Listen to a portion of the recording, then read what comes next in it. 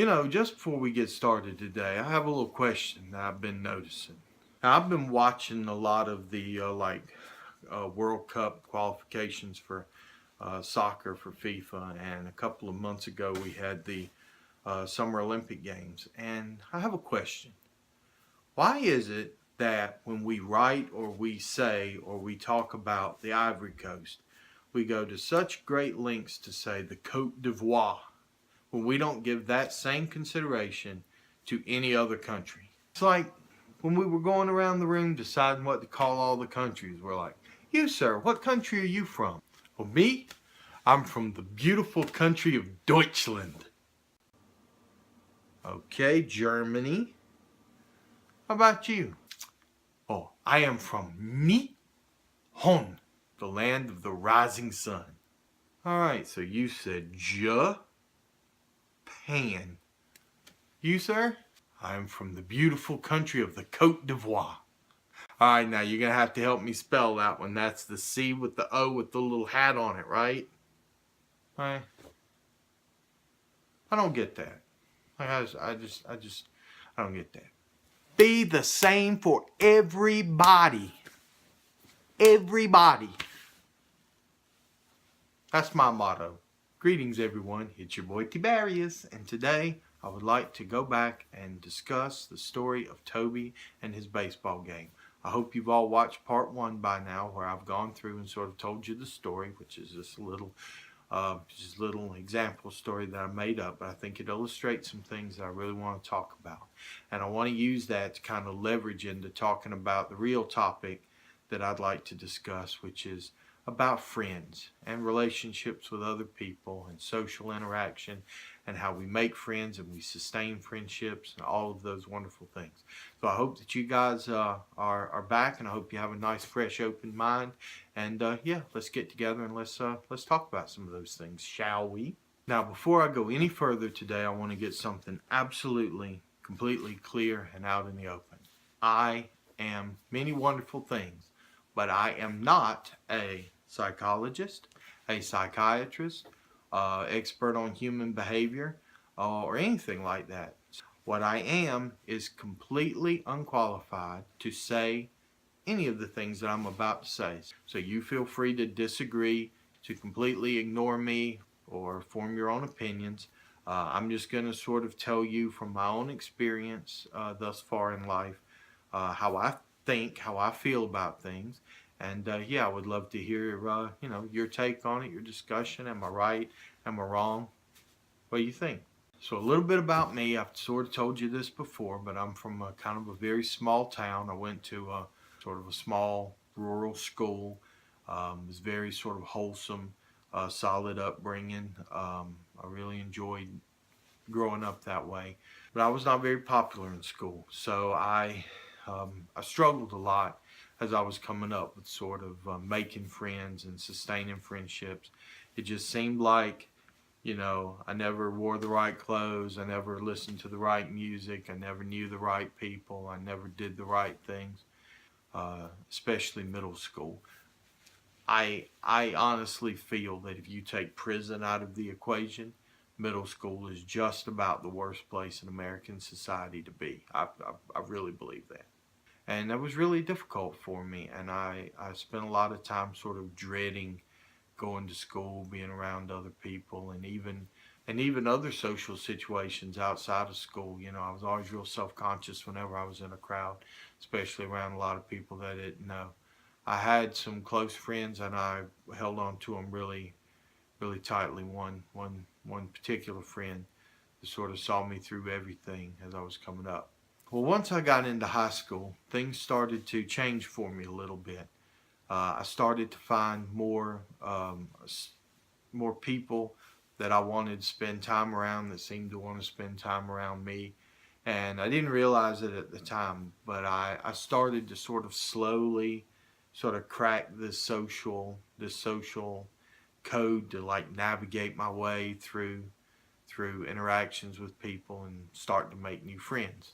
Now, there's a lot that plays into that. I did some things like getting involved in music and some other activities like that really started to help me growing my confidence. But what really kind of brought about the real change and sort of triggered me into starting to figure some of this stuff out was my first day of ninth grade gym class. Now, the way that my school was organized, the high school itself didn't have its own gymnasium, so we had to share a gym with the elementary school that was right down the street.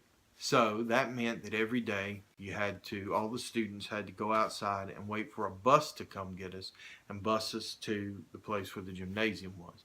This was really difficult for me because, to be totally honest, there was not really a whole lot of adult supervision around during this time. So it was just kind of all of us kids all together. And as you very well know, kids that are in school are not always particularly mature and can be kind of cruel to one another. I suffered from that a lot. But the first day that we were there and we were waiting for the bus, I sort of picked up the first sort of key that I'm going to talk to you guys about. When I noticed another couple of students that were kind of over there by themselves, not really in the sort of main circulation of sort of people that were walking around. And they seemed like they were pretty nice, so I went over and decided to stand over there with them. And they turned out to be really nice guys, and they felt a lot like I felt, and we became kind of fast friends. And those friendships carried on with me right on from, that day in the ninth grade until basically now. So at the time, obviously, I wasn't able to put it all together. It took me several years and a lot of practice and work and steps along the way to kind of come to where I am today. I'm much more extroverted. I'm much more like socially integrated. A lot of the people that I'm around now tell me that they consider me to be kind of the center of sort of our social group. And that's what I want to share with you guys, because going through it, it was difficult to identify. But now looking back on it, I realized that those little threads that started to come together around that time, and it continued through college and on into my sort of professional life, that helped me to sort of go from a social caterpillar, if you will, to a social butterfly. So, as I said in the previous video, I'd like to start from the story of Toby and the baseball game. And now, you may be kind of thinking to yourself that the story is sort of ridiculous because I'm using baseball, which is a game that we probably all have some basic understanding of, as a framework to discuss sort of how social interactions work. From the standpoint of a social interaction, if you think of it like a game, or if you think of all social interactions as different games, we come to the understanding that basically when we play a game, we have three options. Number one, we can do what Toby did, which is run into the game and just devil may care about the rules and try to blaze our own trail and probably not be very appreciated for it. Or two, we can kind of pull ourselves back and sit on the sidelines, not go into the game, so to speak, unless we're confident and sure we know how to play it. Or three, and the thing that I'm going to suggest is probably the best solution for most of us, is to look and realize that there's more than one game being played at any one time. We have this habit as people, and it's natural because people are basically pack animals, tribe mentality, whatever you want to call it. But we have this natural tendency to sort of latch on to certain groups of people. We've got what all the cool kids do, or we've got what all the good-looking people do, or we've got what's kind of trendy right now, or we've got what's kind of the counterculture right now. But in every one of these cases, basically, what we tend to do is we fixate on a particular group of people for some reason, for whatever reason it is. And we go blind a little bit to the understanding that that's not the only game in town. That's not the only game that's being played in the park, in Toby's case. And that's totally natural. We all do that. We see it happen from early childhood all the way up to full adulthood. But the first really important insight is that once we realize that there are multiple games being played, that there are multiple options that are around, I think it starts to broaden our understanding a little bit. I can almost guarantee you that in any situation that you're in, there are plenty of other people that feel the way that you feel, that also feel uncomfortable, that also feel sort of outcast. There are other people that are sort of watching the game happen that aren't sure of what to do. And they're looking for a friend too. They're looking for a teammate. They're looking for somebody that wants to play the same game that they play. And you really rob yourself of a tremendous opportunity if you're not able to see that. If you get so fixated on what's happening on the dance floor that you forget to look around the walls and see how many other people are not dancing. You really damage your chances when you do something like that. So the first piece of advice that I want to give you about getting better in social interactions or making new friends in almost any situation is to, as much as you can, don't get fixated on sort of one culture. Don't get so fixated on only one clique that you miss all of the other, honestly, better opportunities, more welcoming friendships that are around you in that situation. Visualize the world a little bit like a shopping mall.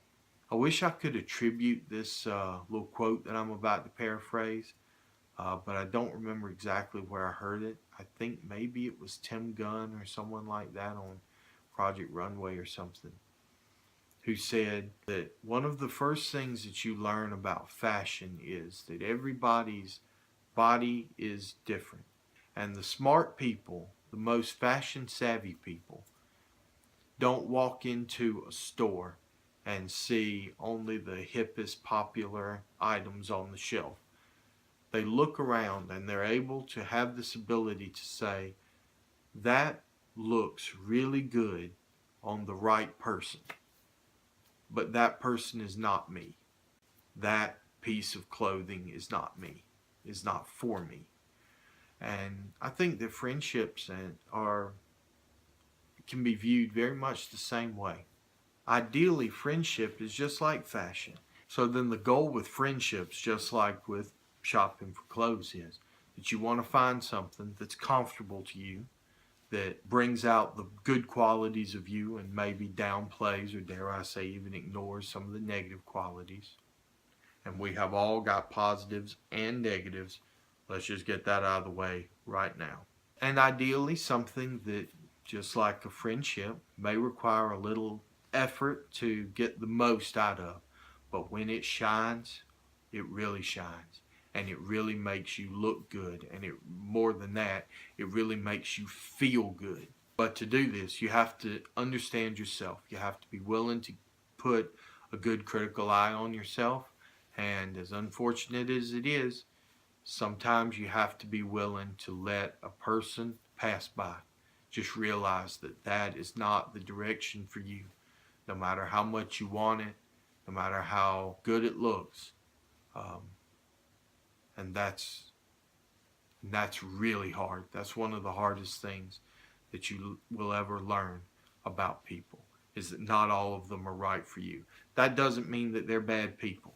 That just means that you and they are just not.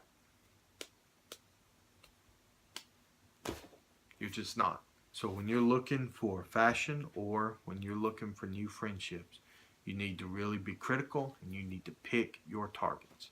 Friendships begin with positive interactions, and friendships build with positive interactions. That's why you cannot necessarily meet someone today and expect to have their Facebook, their email address, their telephone number, and all of that in one day and be hanging out every waking moment. That can happen depending on the person that you sort of, or the people that you're sort of hanging out with. But generally speaking, especially if you're coming into sort of an established group that's already there, it's going to take some work to build your way up. Don't expect to just walk into any situation and just fit right in. Lord knows, don't try to just walk into any situation and just take over. Another thing about groups is that if you are trying to enter into a group, say you've just joined a new workplace and you're trying to get integrated into the office culture, you need to be aware there's already probably going to be some kind of a structure in place in that group. There are going to already be leaders. There are already going to be followers. That sounds like a really negative thing, but it's the truth. Everyone is going to sort of already have their role in the group, and you're going to need to be able to navigate that. So it takes some smarts. It takes some thinking, but yeah, you can definitely do it if you pick your targets wisely, and if you remember that you're in the marathon. You're going to build. You're going to build. You're going to build. You're not going to just run in the door and all of a sudden be the most popular person in the room. That's not the way it usually happens. But if you remember those two things, pick your targets and remember, build with over time with positive interactions, then those are techniques that I've used multiple times in my own life, and I think that you'll have success with them too. The second thing that I'll illustrate using the story of Toby and his gang is that all friendships are like any other type of relationship. They require work. They're going to require you to make a little effort on your part. Often, when we enter into this game, we don't run straight in with all of the skills and all of the powers necessary to really run around and just dominate and carry on. No matter what game you're playing, you're going to have to be willing to go in, kind of feel it out, and work your way up. You're going to have to let your skills kind of grow. Now, if you pick the right target, if you found the right game, so to speak, then this is going to be a little bit easier for you.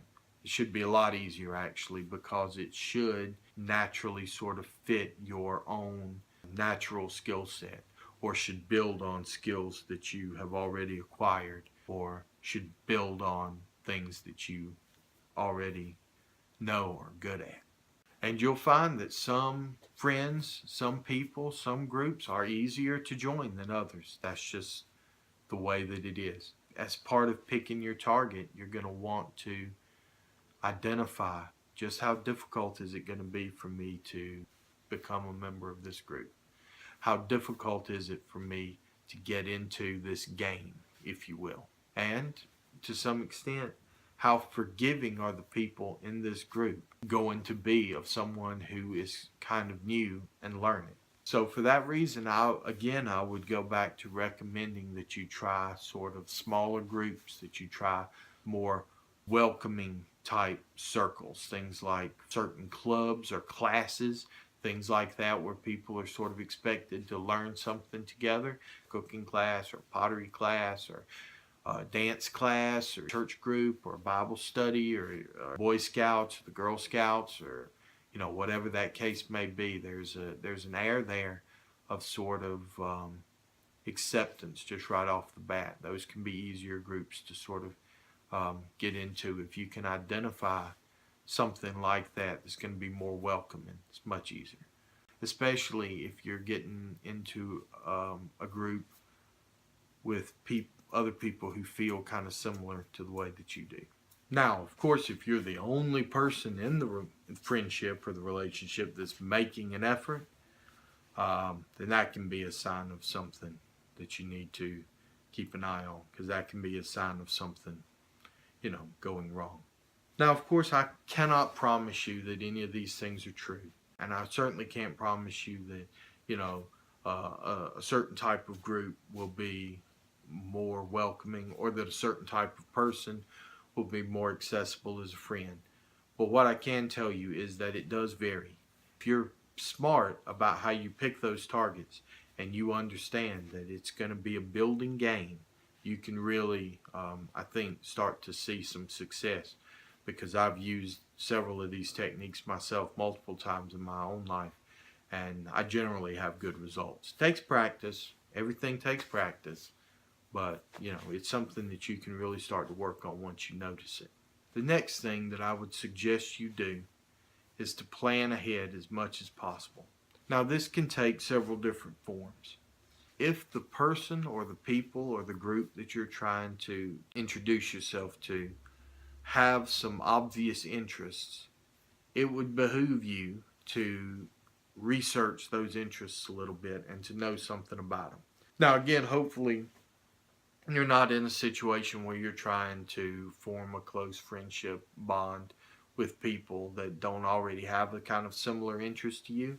But in the situation of something like acquaintances at work or something like that, it can be useful to you to sort of watch the popular television shows or read the popular books or anything that you can do that are going to give you either shared experiences or like a shared knowledge base that you can talk about is going to make conversation a lot easier. And if you can make conversation easier, then it's much easier to start to build those positive interactions.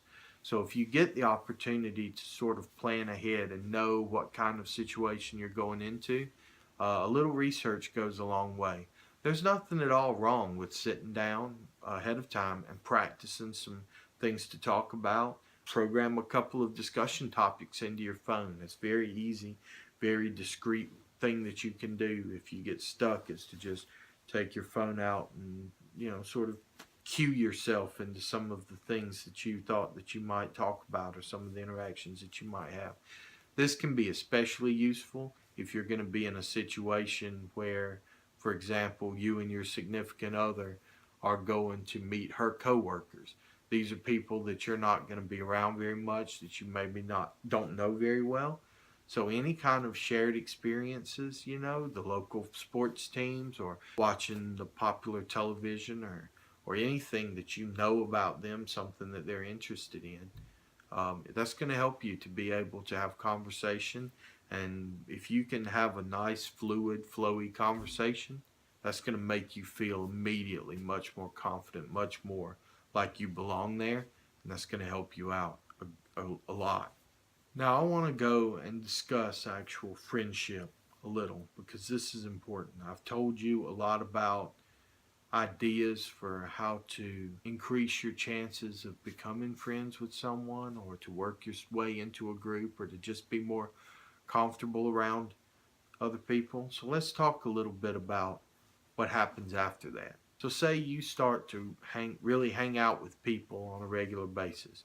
You get a normal Friday night hangout group, or you join some club that plays chess, or you go to the local comic book shop and you play board games or live action games or anything like that, whatever the case may be. Friendships require maintenance. I think that that's one of the biggest sort of things that people don't think about or don't realize. We have this notion in our minds that people should just like us for who we are, and we should be able to act any way we want as long as that's real to us and our personality. But in reality, unfortunately, it's not really that way. You have to know how to act around other people. Starting with the most basic things, you can't be rude. You can't be nasty in any way most of the time. Depending on the friendship groups, there may be some playful banter or whatever that happens there, but most people don't want to be around someone that is nasty or inappropriate to them. Another thing that I have to impart to you is that unfortunately, friendships, relationships of any kind, they're not always 100% rosy. There are going to be disagreements. There are going to be arguments from time to time.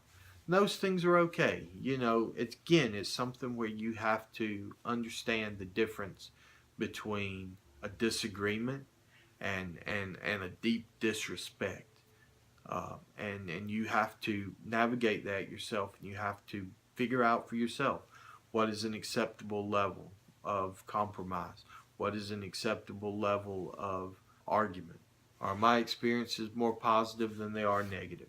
Those are all things that you have to decide internally.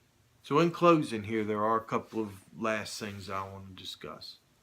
A lot of you are going to be sitting there thinking to yourselves right now that I am suggesting that you change who you are or that you go out and alter yourself for the benefit of becoming more popular to other people.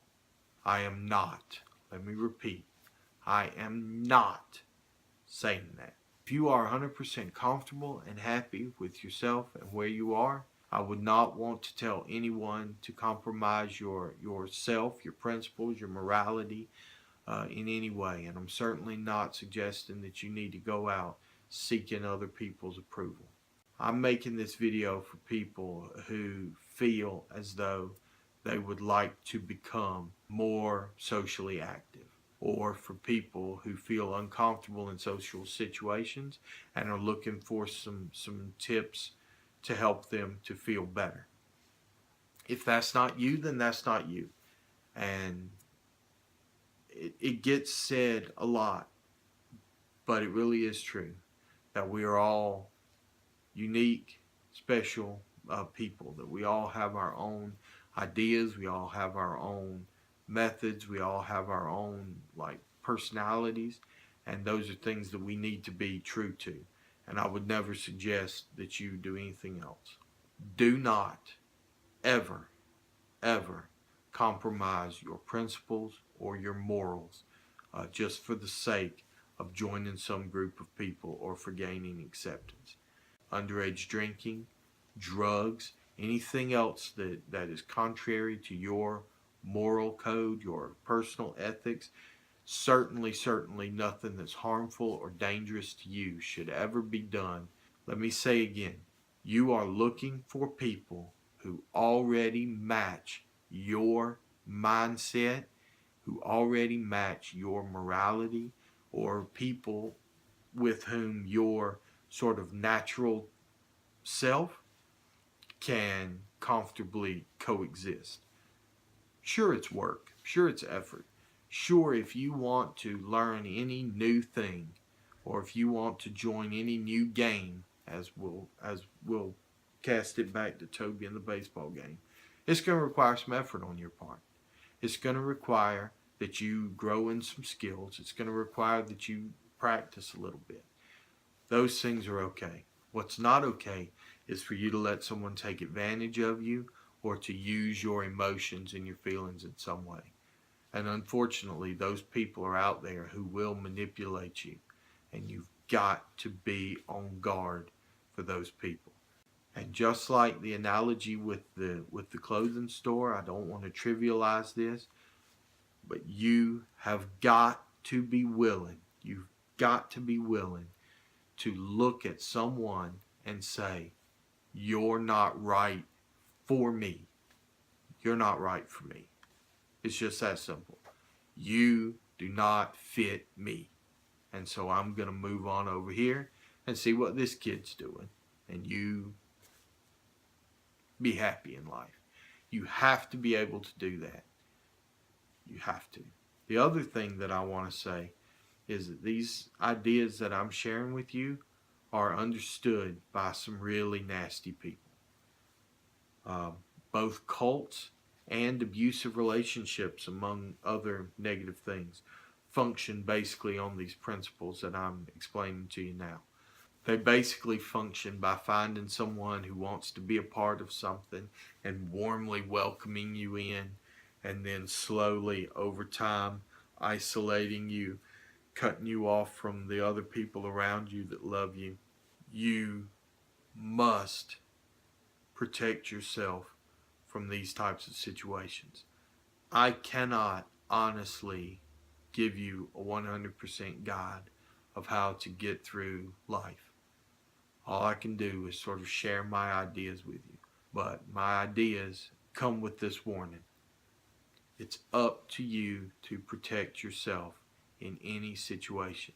You have to be able to spot danger. You have to listen to your gut when your gut tells you that something is wrong. You need to be open to the other people around you that love you if they come in and try to point out to you that something's not right. Please be very careful out there, because the world's a wonderful place with lots of really great, really cool people that you can learn a lot from and you can have a really good time with. But you have to be diligent in protecting yourself.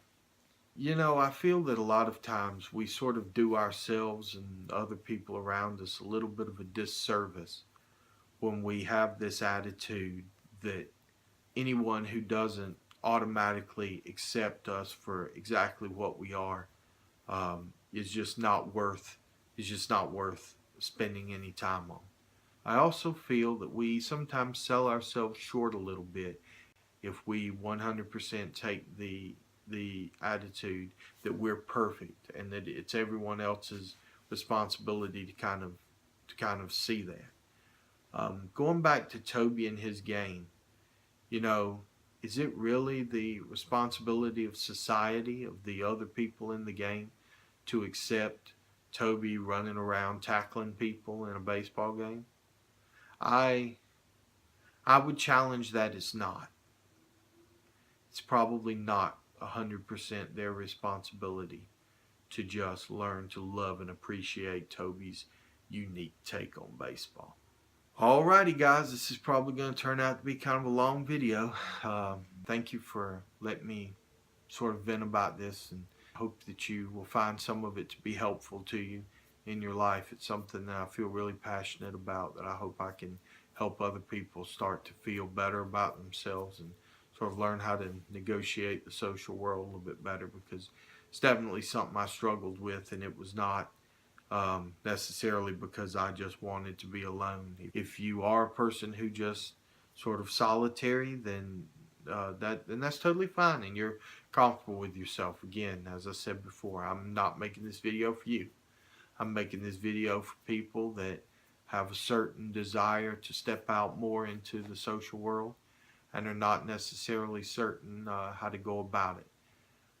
So I can't promise any of this stuff's going to help you, but it certainly helped me. If you liked what I'm doing here, if you like the channel, please feel free to comment down in the comment section there. And please like, share, and subscribe. Until next week, it's your boy Tiberius, and I will talk to you all later.